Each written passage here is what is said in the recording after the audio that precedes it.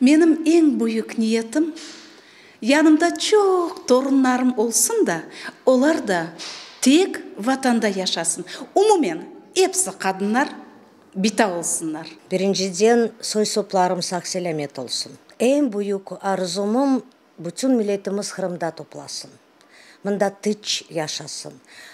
Korkmayıp, bir şeyini korkmayıp, bir kesek yaramazları özü evlerde beklemeyip. Dan bir arzum var. Eğer Kırım Tatar bala, ana baba yanına өсіп, өксес olmasın. Мен ең біріншіден өзім қорантам үшін сағлық тілеймін, біздің халқымыз үшін есе оқымыш ве илімлі олмаға тілеймін. Я мечтаю, чтобы наша родина Крым процветала.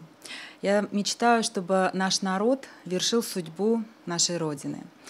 Я очень хочу, чтобы наш народ всегда развивался, шел вперед, совершенствовался. Я хочу, чтобы все наши дети имели прекрасное образование, и родители им давали хорошее воспитание, прививали им любовь к родине, и чтобы мы никуда с Крыма не уезжали, оставались только здесь.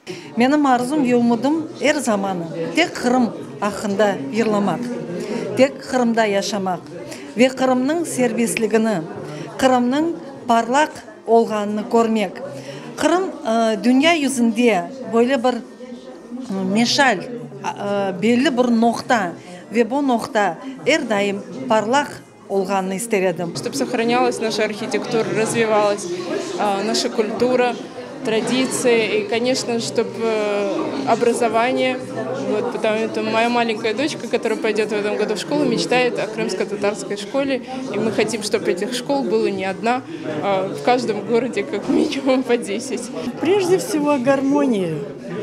Вот это свободное ощущение, вот, что ты в родном Крыму, что тебе легко, что ты сливаешься вот в этой атмосфере крымской, хорошей, позитивной, красивой.